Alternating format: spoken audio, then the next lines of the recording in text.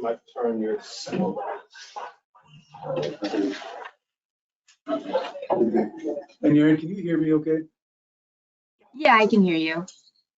Okay, great. Can you hear me? No, we hear you fine, thanks. I cranked it up a bit. That worked, Bob? Thank you. That's better. Now, somebody could wipe off the lens on the camera, that might even make pictures. That lens is really dirty. Oh, that one, The lens right here. yeah, well, I'll make a note to do that. Yeah, we'll do that. I'll do it right now. Do it right now. No, that'll get my office trouble. It doesn't take much to do that. Plus, it's probably hot enough. I would touch it now with anything moist. And it was like when I was a kid and we used to squirt the light bulbs down in the basement, squirt guns, just to watch them shatter. In your own house? Mhm. All right, well, Aaron, We got to like clean it all up. yeah, Aaron, if you'd like to take it away on Cold Creek. Okay. Hello, everybody. My name is Erin Eaton. I am a project manager for Trout Unlimited based in the Yakima Basin. TU is a nationwide nonprofit organization focused on protecting, reconnecting, restoring, and sustaining our cold water resources. Today, I will be presenting the project Cold Creek Culvert replacements. Cold Creek is a tributary to Ketchless Lake located on the south side of the lake. Yeah. Your voice just dropped off like you turned away from a mic or so. Oh, can you hear me Went now? from real loud to not. Still too quiet. I'm actually Still too quiet. Still too quiet. Nothing should be on this end. No, we're still. I'm actually Oh, that's gonna all right. turn off my camera because sometimes I have some connection. Change the camera mic instead of her peripheral. Okay, can you guys hear me better now? Oh, yeah. Okay. So Cold Creek is a tributary to Ketchless Lake located on the south side of the lake. Ketchless Lake is the headwaters of the Yakima River in Kittitas County and is located near Snoqualmie Pass. On the map parcel boundaries, you can see that they are actually approximate locations. We have confirmed that the culvert is located on property which is owned by Washington State Parks and Recreation.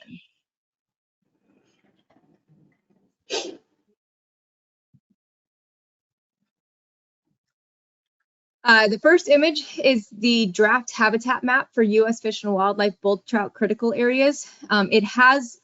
Cold Creek has been listed as a bull trout critical area by the U.S. Fish and Wildlife Service. The second image is the draft potential habitat rearing area for bull trout. The Gold Creek population is low, while the Gold Creek population spawns in Gold Creek. The population does leave and enter surrounding systems for rearing. This map actually shows the total potential rearing of the surrounding tributaries, and that equates to 11% for Cold Creek of the potential rearing habitat for the Gold Creek population. There is field truthing that needs to occur, however, so these maps are to be used as estimates only. The Cold Creek issues. The culvert was originally placed in the early 1900s as part of the Milwaukee Railroad grade. The original culvert design included a significant amount of fill to allow the culvert to actually be built up to the railroad grade, as well as the fill that's above the culvert. So there's fill that also goes down underneath that culvert and into the stream bed. The culvert is now under ownership of the Washington State Parks and Recreation as a part of the Cascades to Palouse Trail. Water surface drop out of the culvert. So this picture isn't a great representation because this is actually the picture that's on the right is actually a picture of the fishway that was created to allow for fish passage. However, that fishway was blown out in a large flow event, and there is now an estimated 8 to 10 feet of water surface drop on the outlet of that culvert. The culvert was only quickly surveyed by WDFW last year. So when you look at the culvert maps for DFW, There is no priority index for the culvert, and that will also need to be a part of this project. With the large water surface drop, it is unlikely that passage upstream is possible. However, during higher lake levels and higher stream flows, some passage might be possible. Downstream passage might be possible depending on creek flows. Oh, a little bit of an echo there.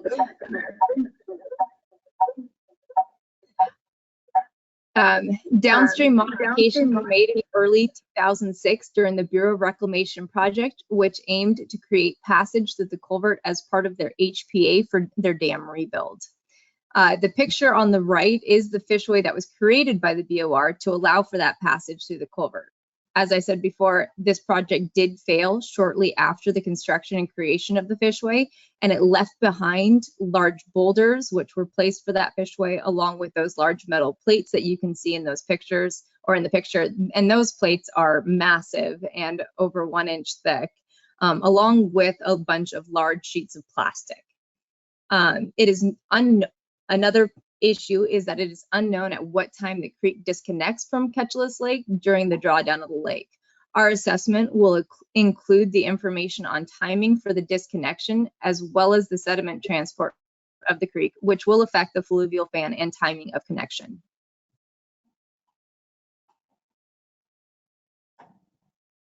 Just a quick overview of our basics. Our estimated budget for this project is $211,239. This includes funding for habitat assessment, conceptual design, and preliminary design. TU chose to stay with the preliminary design at this time due to the scale of this project. TU recognizes that the replacement of this culvert will be costly, and funding for the construction of this project may take time. Respecting that public money is used to fund this project, TU recognized that if permits were obtained along with the final design before funding was secured for implementation, these permits may expire and final designs may become irrelevant based on current construction code and practices. With that in mind, our funding approach includes outreach for future funding opportunities to advance the project once preliminary designs are completed. Our goal 1, the habitat assessment that is part of this project, will actually include the sediment upstream of the culvert, so that we can actually get a better idea of what needs to, or the culvert sizing, and the culvert needs based on the geomorphic process of the stream. So, like I said, our goal is to develop conceptual and preliminary designs for the fish passage and to confirm the habitat quality, quantity above and below the culvert. Our timeline: within 4 months of signed funding agreement, we will identify engineering and biological criteria to use for developing conceptual and preliminary designs for Cold Creek. Within 9 months of the signed agreement, we will have a set of conceptual designs and alternatives suitable for evaluation and assessment by our stakeholders and Yakima Basin fisheries experts. And within 15 months of the signed agreement, we'll develop locally reviewed set of preliminary designs that are suitable for all project stakeholders. So, as I said, our habitat assessment, we aren't necessarily looking at the usable habitat. As I said, there's 2.75 miles of estimated usable habitat upstream of the culvert. And this is actually a picture of the habitat that's upstream of the culvert. As you can see, there's really good logs in there, good creek bed, lots of shading. So it shows that there is a really good mature riparian ecosystem, and this emphasizes the need for the culvert replacement, as there will be immense immediate fish benefit once the culvert is replaced. So our goal for this project is to assess the current habitat conditions, as I mentioned, the sediment load and transfer, any downstream creek stabilization needs and connection with Ketchulus Lake, as well as fish distribution within Cold Creek. These assessed conditions will serve as a guide in the planning and design of a fish passable structure to replace the current impassable culvert. And then secondly, TU intends to take the project through both conceptual and preliminary design. The proposed project will be considered the first of phase in the planning for alternative assessments and the design for restoration of year-round fish passage. Our project objectives. TU plans to identify the engineering and biological criteria needed to develop the conceptual and preliminary designs. The net objective is to develop conceptual designs through different alternatives suitable for evaluation and assessment by stakeholders and Yakima Basin fisheries experts.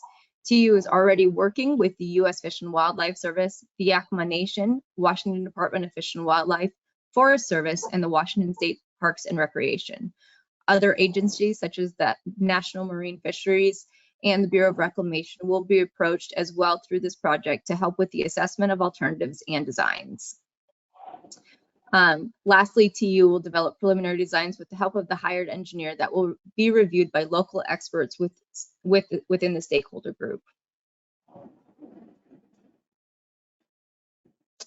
And how does this project fit within recovery action plans? So there is a new 2023 to 2033 Yakima Basin Integrated Plan Bull Trout Plan, and Cold Creek is called out within the Gold Creek population. It is called out for targeting tributary access and juvenile rearing habitat. Secondly, in the 2023 Yakima Basin Fish and Wildlife Recovery Board's tag focused projects, Cold Creek is called out for fish passage.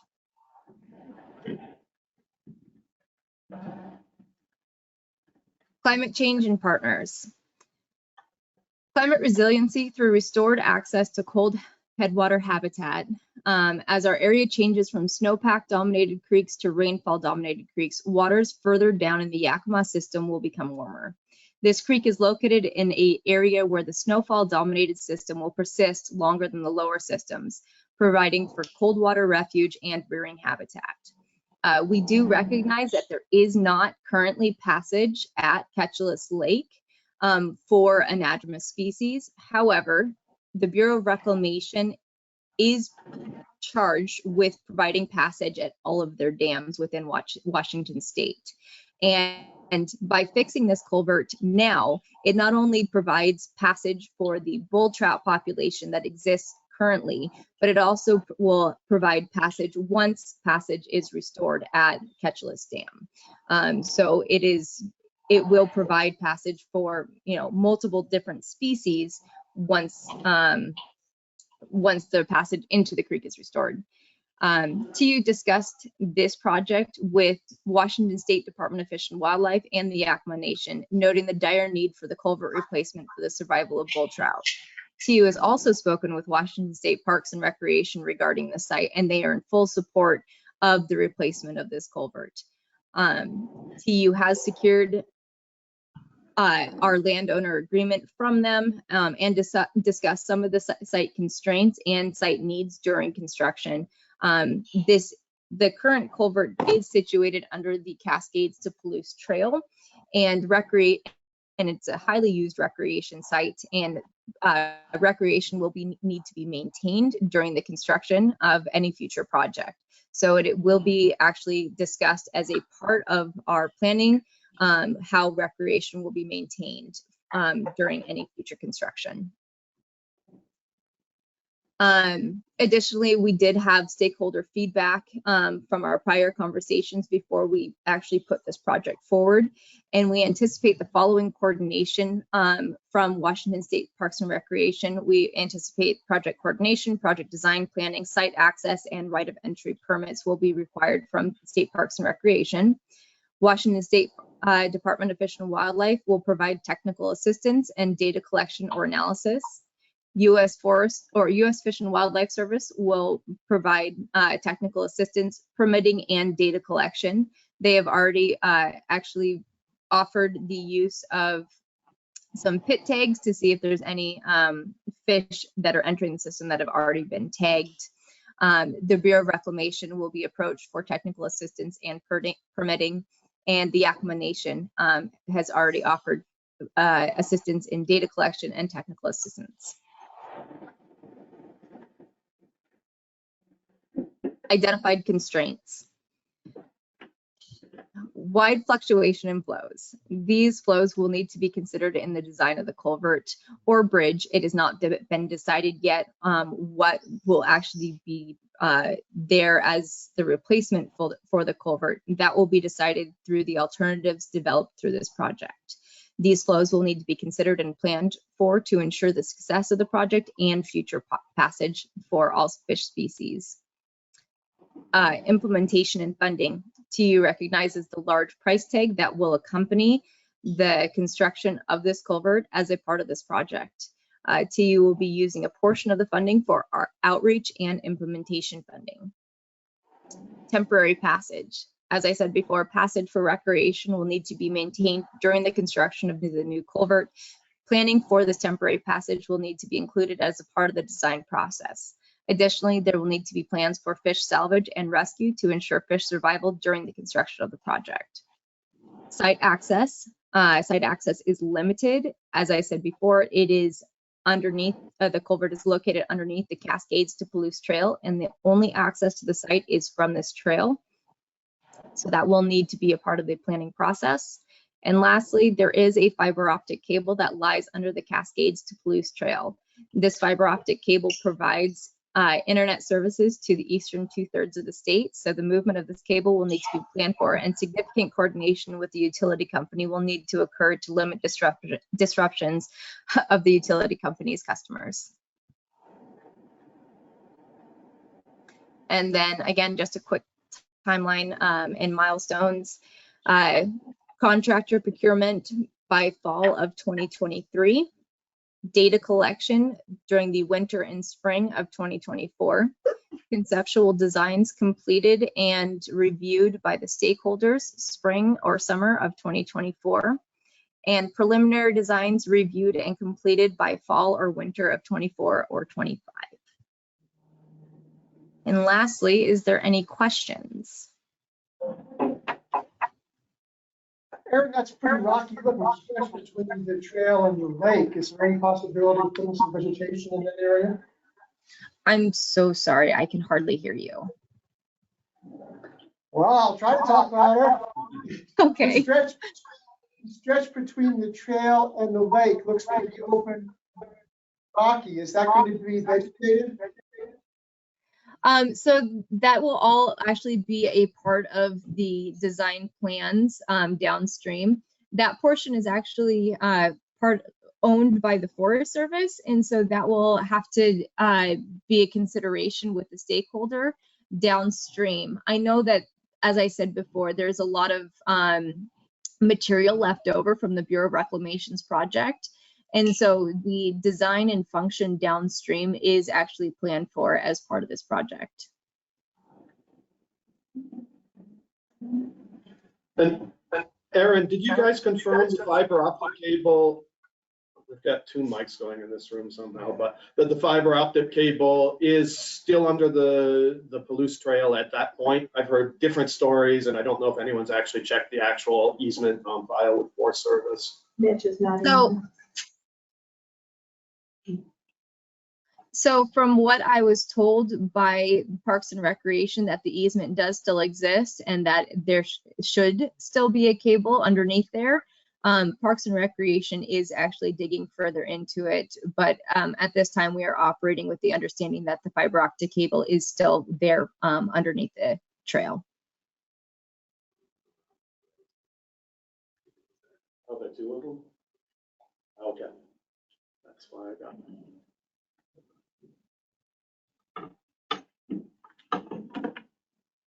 Any other questions? Question. Hi, Aaron. This is Craig Haskell from US Fish. So you had mentioned kind of the broader project. Do you have a feel for the cost of the end game beyond the surfboard ask? The end game as far as future construction of the culvert?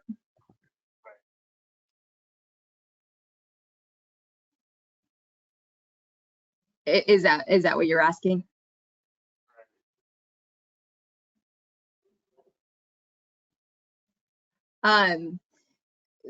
I couldn't hear you, but I'm going to assume that it was the future end game. We do anticipate that the culvert replacement or potential bridge that would be put in place it could be upwards of $2 million for replacement.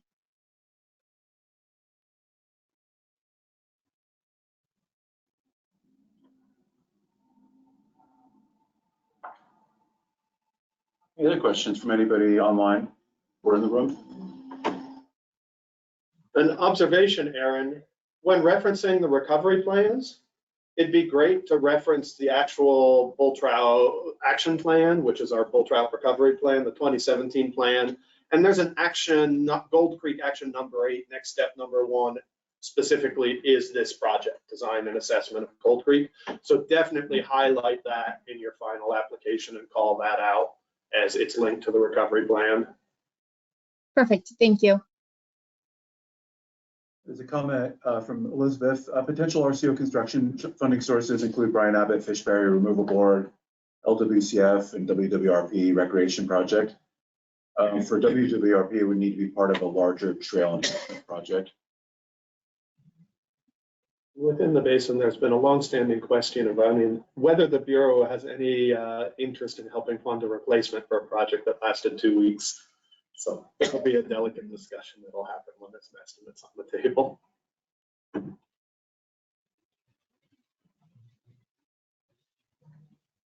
Just one other question / thought, and it's probably more something to make sure is in the application. Just confirming, this is part of the reason it looks so ugly below is this is a reservoir bed that's wetted and unwetted. And if we provide passage understanding, are there times when flows across the reservoir bed below the trail become limiting is valuable, and how often does that occur? Because there may be passage barriers associated with low flows on the stream bed, and I don't know for Cold Creek that we really got a good handle on. I think it's connected more than I would have expected from a little bit I've looked at photos and stuff, but it'll be really good to confirm that. And if there are times where it's going dry seasonally, where are they relative to passage needs? And that is actually planned as a part of the assessment work as we're doing the design process.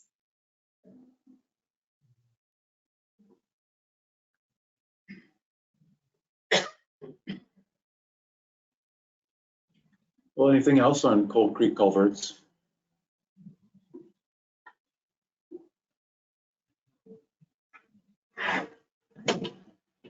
Well, if there isn't any, I think we'll just take a quick opportunity to solve our echo problem here before we move on to the next presentation. I was afraid to miss anything while you were speaking, Aaron. But thank you very much for presenting. Really appreciate it. And Yes, I'll get comments. thank you.